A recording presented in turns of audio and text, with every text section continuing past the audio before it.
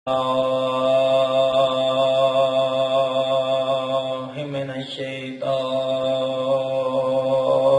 الرجيم.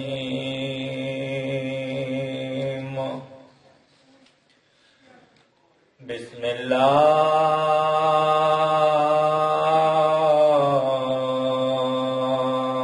الرحمن الرحيم.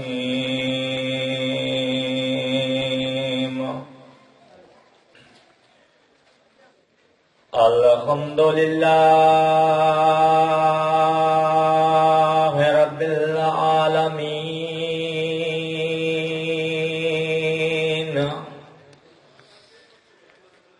الرحمن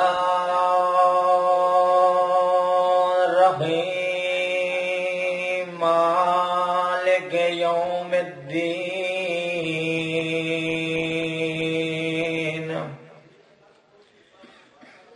إياك نعبد وإياك نستعين.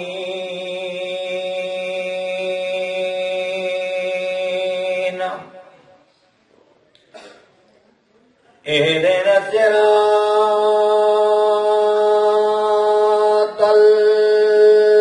المستقيم صراط الذين أنعمت عليهم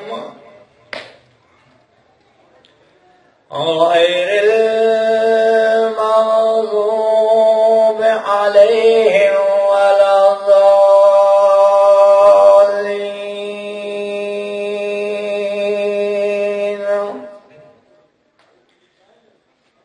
بسم الله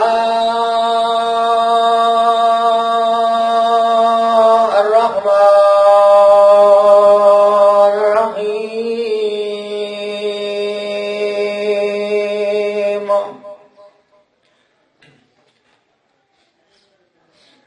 إن الذين آمنوا وعملوا الصالحات كانت لهم جنة الفردوس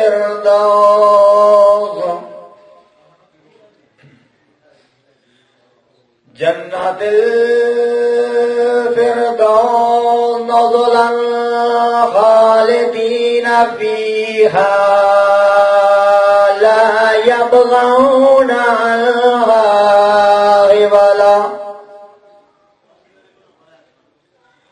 كل كان البحر مدادا لكلمات ربي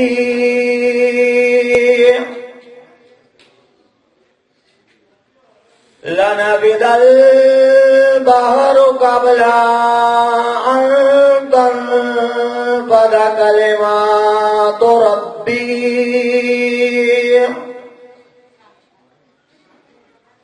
ولو جئنا بمثله مددا.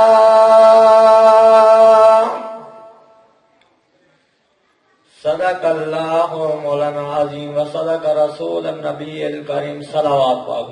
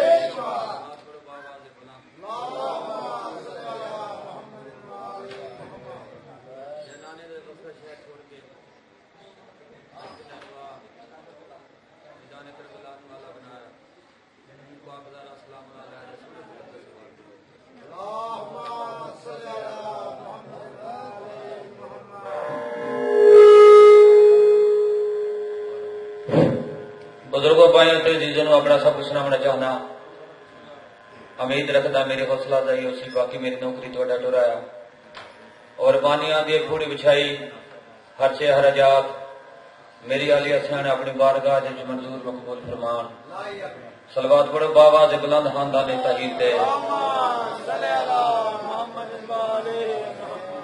جڑا دین اساں تک پہنچا ہے سادات دی کرم نوازی بڑی قابل غور بھائی پیش کرنا چاہنا جڑا دین اساں تک پہنچا ہے سادات دی کرم نوازی بھائی جان اس دین دے اج بھی رکھے ہی شبیر شبر دے غازی میں آدان تو ٹھیکیدار اسلام دا نہیں بد کر فتوی سازی دین دا وارث آ رہا ہو سی میرا 12واں پاک نمازی شہن دی ذات ہے بلند آواز نال صلوات پڑھو وہ لوگ جو آل کو اتنے سے جدا کہتے ہیں میں انہاں لوگوں نال مخاطب ہاں جڑے آدھے نے رسول ساڈے جے ہے وہ لوگ جو آل کو اتنے سے جدا کہتے ہیں ایسے لوگوں کو جہنم کی غذا کہتے ہیں اس محمد کو بشر کہتے ہو بدبخت ہو جس کے نائب کو کچھ لوگ خدا کہتے ہیں یہ آقا ذات بلند آواز سے بات پڑھو خلوص والے اسے کلیجے کا چین کہتے ہیں سرکار امام حسین علیہ السلام اندلی بے ریاض رسالت گوہر گرج شرافت ٹیچر سکول وحدت عالم علم ندنی نیر اعظم کائنات بادشاہ جبرائیل دے استاد میکائیل دے خانہ زاد زارا سین دی اکھیاں دا تارا محمد دا رازدار سلام دا واحد سہارا کیڑی ہستی نے میں جناب نو تعارف کروا رہے ہیں خلوص والے اسے کلیجے کا چین کہتے ہیں اور اہل فکر و نظر شاہ مشرقین کہتے ہیں خدا کے سوا جسے کچھ نہ یاد رہے زبان عشق میں اس کو حسین کہتے ہیں قدم قدم پہ آئے گا یہ کام لکھ لینا میں اپنے بھائیوں نے مشورہ دینا چاہتا قدم قدم پہ آئے گا یہ کام لکھ لینا اور اس سے پاؤ گے اونچا مقام لکھ لینا کیڑا مقام یہاں سے خلد تک ہوں گئی منزلیں آسان میرے حسین کا سینے پہ نام لکھ لینا صلوات پڑھو بابا سے بلند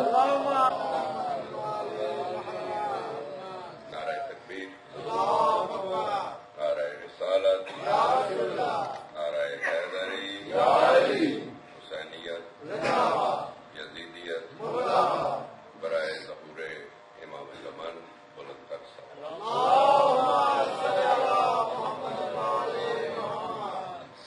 قبل اس کے کہ کچھ گزارشات کا آغاز کروں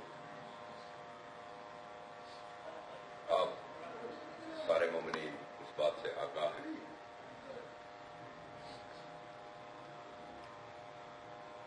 کہ اس دور ابتلا میں وطن عزیز پاکستان میں ایام ازاں میں جو بربریت اور دہشت گردی کا بازار گرم ہے ہم بحیثیت موالیان حیدر کرار کے عزاداران مظلوم کربلا کے بنیادی طور پر پرعام لوگ ہیں لیکن ہم مسلسل ہونے والے اس ظلم پر آخر کب تک خاموش رہ سکیں گے لمحہ فکریہ ہے حکومت کے لیے انتظامیہ کے لیے پاکستان کے نام نہاد حکمرانوں کے لیے کہ آخر کب تک قوم شیعہ کی یہ ٹارگیٹڈ کلنگ جاری رہے گی ان بھولے والے انسانوں کو شاید یہ پتہ نہیں ہے کہ ہم تو کب کے یہ کہہ رہے ہیں کہ تم کس کس کو مرواؤ گے یہ ساری قوم حسینی ہے یہ جلوسوں میں آ کر اوچھے ہتھ کنڈے استعمال کر کے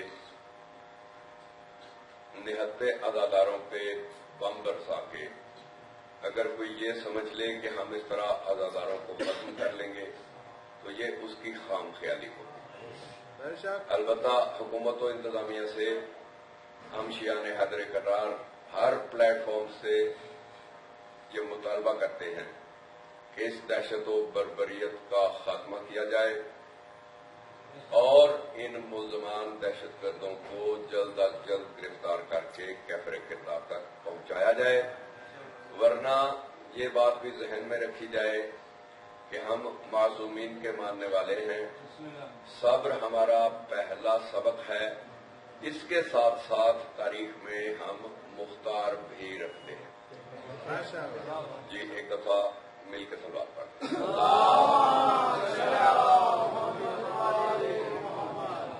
اعوذ باللہ من الشیطان اللعین الرجیم، بسم اللہ الرحمن الرحیم، الحمد للہ الذی لا یبلغ مدحتہ القائلون ولا یحصی نعمہ العابدون ولا یؤدی حقہ المجتہدون، والصلاة والسلام علی رسول النبی الأمی المکی المدنی القرشی الہاشمی بالقاسم محمد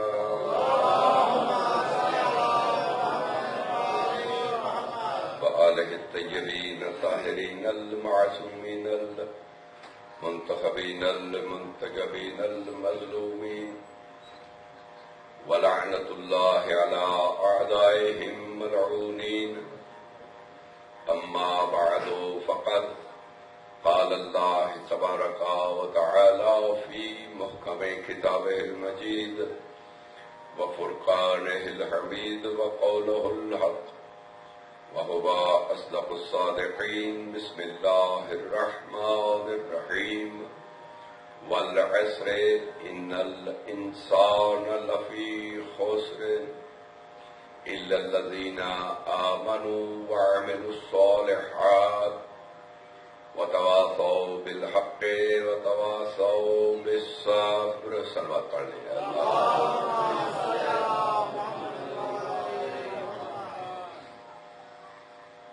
موالیان حیدر کرار، عزاداران مظلوم کربلا، سورہ عصر کو سرنامہ کلام قرار دیا۔ آپ کے اور وقت کے اختصار کو مد نظر رکھتے ہوئے چند جملے صرف عرض کرنے کی گنجائش ہے۔ آپ اپنی کثرت و قلت پہ مت جائیں، بس جو گزارشات میں کروں ان کو صرف اپنے ذہنوں میں جگہ دیں اور اس پر عمل کرنے کی کوشش کریں، یہی مقاصد مجالس۔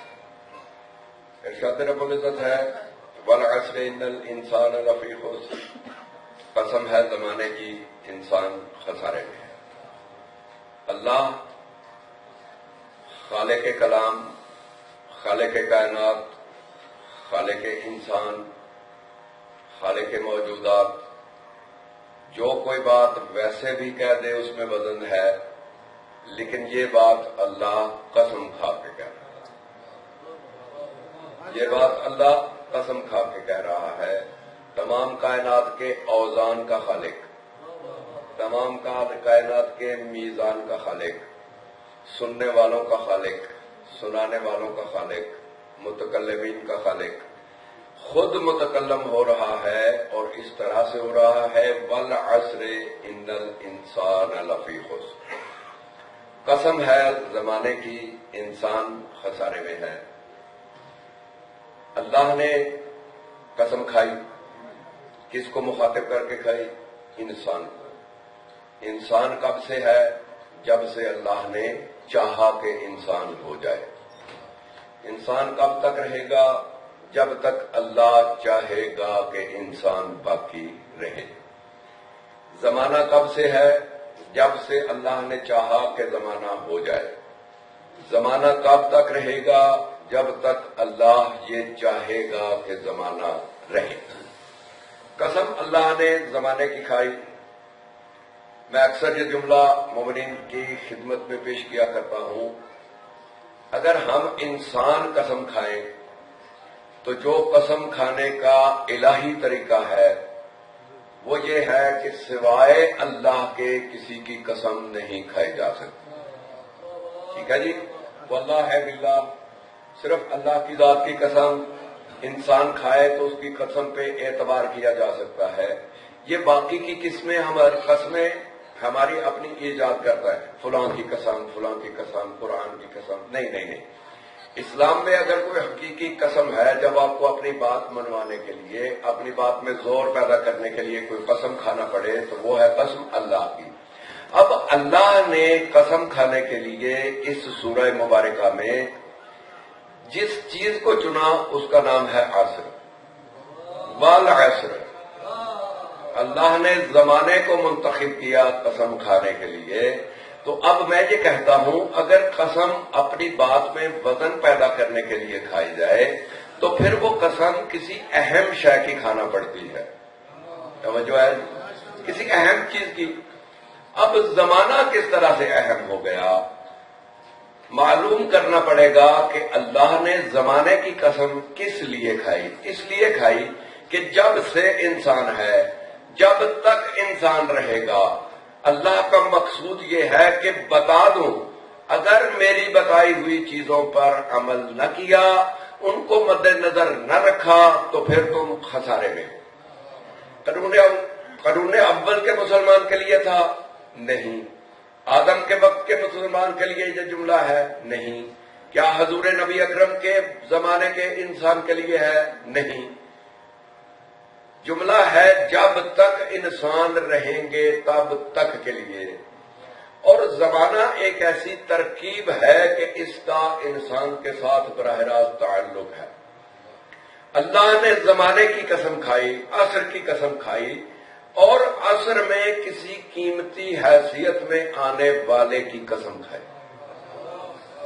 اللہ میری آپ کی قسم کیوں کھانے والا؟ اللہ کسی اور چیز کی قسم کیوں کھانے والا؟ اللہ نے زمانے کو قسم کھانے کے لیے اس لیے منتخب کیا کہ جب سے زمانہ ہے، جب تک زمانہ رہے گا، کوئی نہ کوئی ایسا ہوگا جو زمانے کی بقا کا سبب ہوگا. میں نے بات عرض کر دی، میں نے جملہ آپ کی خدمت میں پیش کر دیا. صاحبان فکر و دانش، اب اللہ نے یہ قسم کھا کے کہا کیا؟ اگر خسارے سے بچنا ہے تو کیا کرنا پڑے گا؟ الا الذین آمنوا، ایمان لے کے آؤ. دوسری بات کیا کہی؟ عمل الصالحات، عمل صالح کرو. تیسری بات کیا کہی؟ وتواصوا بالحق، حق کی تلقین کرو، حق کی نصیحت کرو. اور آخری بات کیا کہی؟ وتواصوا بالصبر. 4 چیزیں ہیں صرف جو انسان کو خسارے سے بچاتی ہیں سورہ عصر کی روح سے. پہلی چیز کیا ہے؟ آمن، وہ لوگ جو ایمان لے کے آئے. دوسری چیز کیا ہے؟ عمل الصالحات، نیک اعمال کیے. اگر توجہات مبذول ہیں تو جملہ عرض کرو. یہ 2 چیزیں ایسی ہیں کہ ایک مخفی ہے اور ایک ظاہری ہے. توجہ فرمائیں گے تو لطف آئے گا.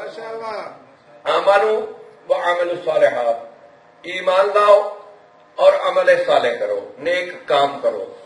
ایمان ایک ایسی چیز ہے کہ نہ مجھے آپ کے ایمان کا پتہ ہے، نہ آپ کو میرے ایمان کا پتہ ہے. یہ ایمان نظر آنے والی چیز نہیں ہے، ایمان مخفی ہے. اس کا تعلق انسان کے اندر سے ہے. جب تک کوئی شخص کوئی ایسا عمل نہ کرے جس سے اس کا ایمان ظاہر ہو، اس وقت تک ایمان مخفی رہتا ہے. تھوڑا سا آسان کرو بات کو. ایمان چھپی ہوئی چیز کا نام ہے اور عمل ظاہر چیز کا نام ہے. اچھا، اب میں دل سے توحید پہ ایمان لے کے آیا، رسالت پہ ایمان لے کے آیا، عدل پہ ایمان لے کے آیا، امامت و قیامت پہ ایمان لے کے آیا.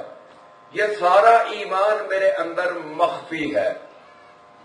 جب تک میں کوئی ظاہری عمل نہ کروں جس سے پتہ چلے کہ میں توحید، عدل، نبوت، امامت اور قیامت پر ایمان رکھتا ہوں، اس وقت تک یہ مخفی چیز بھی ظاہر نہ ہوگی.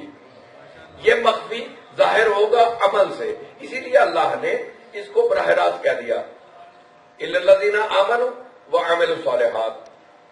ایمان والے اور عمل صالح کرنے والے لوگ جو ہیں وہ خسارے سے بچے ہوئے ہوں گے۔ اچھا، ایک چیز میں نے بتا دی جو مخفی ہے، اور دوسری چیز میں نے بتا دی جو ظاہری ہے۔ توجہات میری جانب رہنی چاہیے۔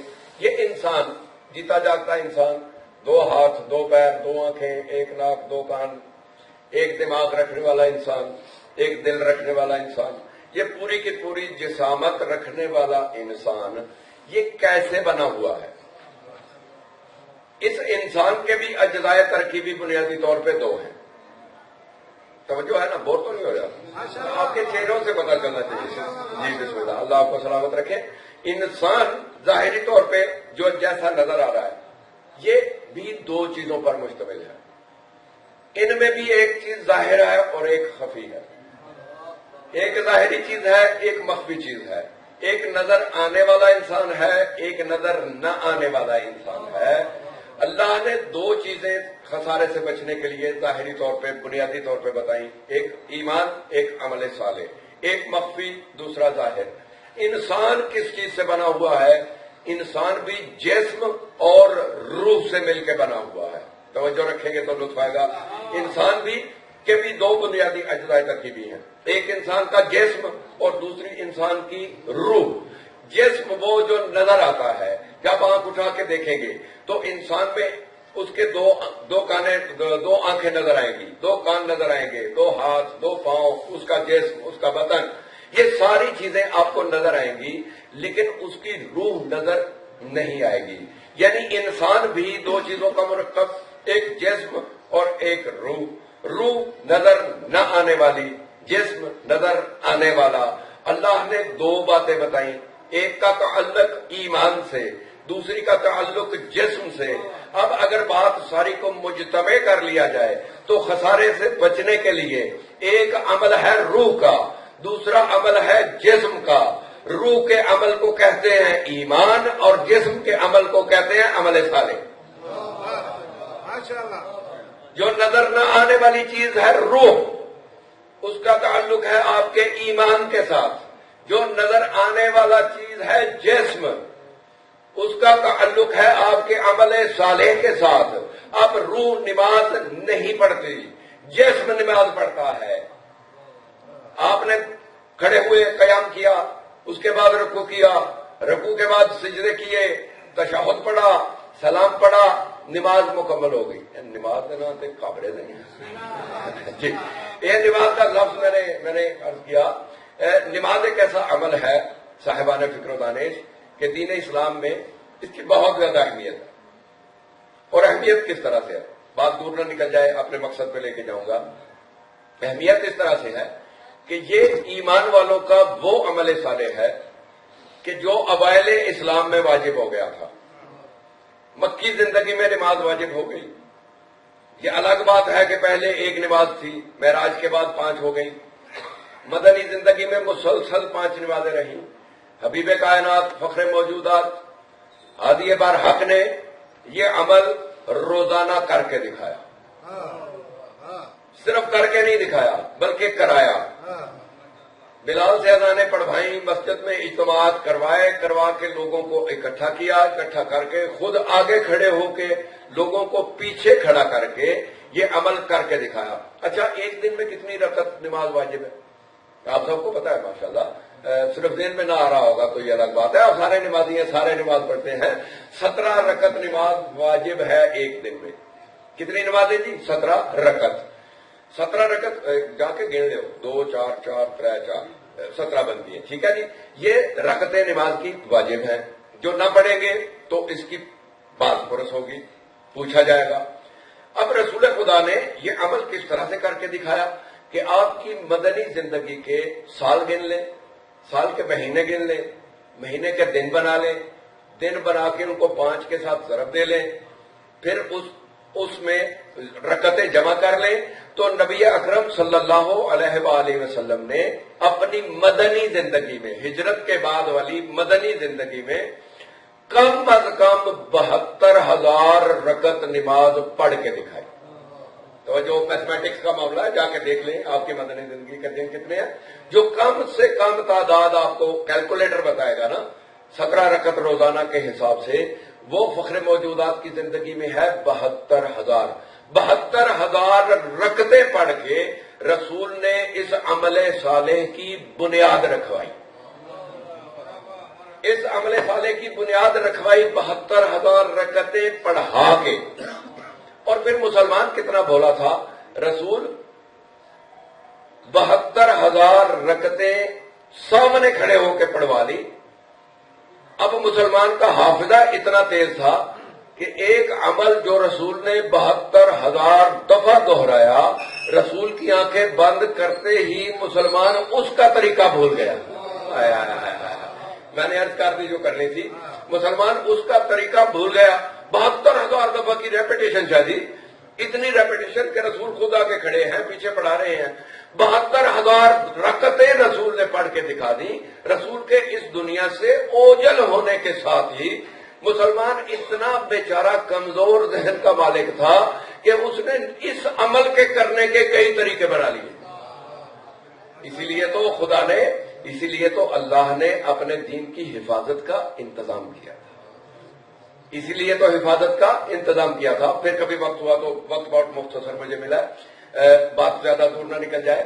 اللہ نے خسارے سے بچنے کے لیے جو نسخہ بتایا وہ ہے ایمان اور عمل صالح۔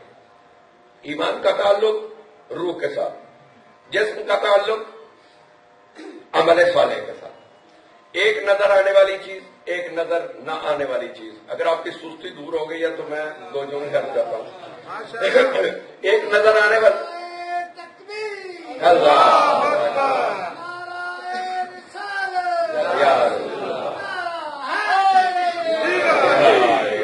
آپ کو سلامت رکھے۔ ایک نظر آنے والی چیز، ایک نظر نہ آنے والی چیز۔ اچھا، انسان کب تک باقی ہے؟ توجہ رکھیے گا، باریک نقطہ تھوڑا سا کرتا چلو۔ انسان کب تک انسان ہے؟ جب تک یہ دونوں ساتھ ساتھ ہیں۔ توجہ رکھیے گا، انسان کب تک انسان ہے؟ جب تک یہ دونوں ساتھ ہیں۔ جب یہ دونوں ساتھ نہ تھے تو اس وقت انسان صرف پتلا تھا۔ میں نے ساری تاریخ آپ کے سامنے بیان کر لی۔ ہاں،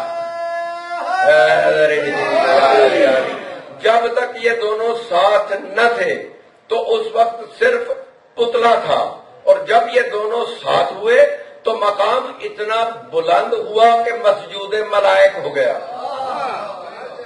یہ ہے ان دونوں کے ساتھ ہونے کا نتیجہ۔ جب یہ روح اور جسم ساتھ مل گئے تو انسان مسجود ملائک ہو گیا، اور جب یہ دونوں ساتھ نہ رہیں گے، جب تک یہ ساتھ ہے اس وقت تک کیا ہے؟ انسان ہے، بہت عظیم ہے۔ وہ کیا کہا تھا؟ فرشتوں سے بہتر ہے انسان ہونا، مگر اس میں پڑتی ہے محنت زیادہ۔ جب تک یہ روح اور جسم یہ ساتھ ساتھ رہیں گے تب تک انسان انسان رہے گا، اور جب یہ روح جدا ہو جائے گی تو اس وقت کیا حالت ہو جائے گی؟ جڑوے کو مرنے کیا روح پرواز کر گئی۔ جب یہ روح جدا ہو جائے گی اس جسم سے، جب روح جسم کے اندر ہے تو انسان بڑا فن خان ہے، وہ چودھری ہے، وہ سید ہے، وہ ملک ہے، وہ امیر ہے، وہ پتہ نہیں کیا کیا ہے۔ اور جب یہ روح اس میں سے نکل جائے گی تو پھر مقام کیا ہوگا؟ جس نے ہاتھ لگایا وہ بھی نجس،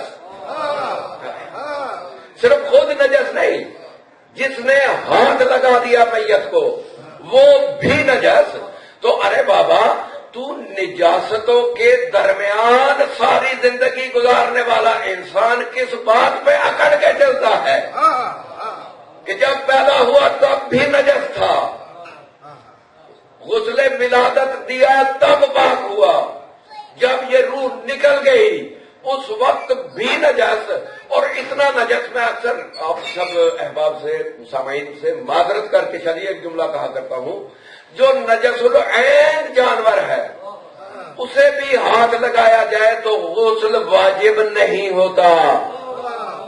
توجہ فرمائیے گا، نجس العین جانور کو بھی اگر ہاتھ لگ جائے تو ہاتھ دھو لو، ہاتھ پاک ہو جاتا ہے۔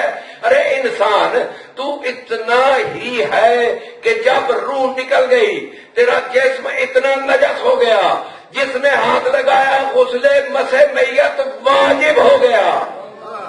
تو جب یہ روح جسم میں رہے گی تب تک یہ مقدس بھی رہے گا، تب تک اس جسم کی حیثیت بھی رہے گی، تب تک اس جسم کی قدر و منزلت بھی رہے گی. جیسے ہی روح نکل گئی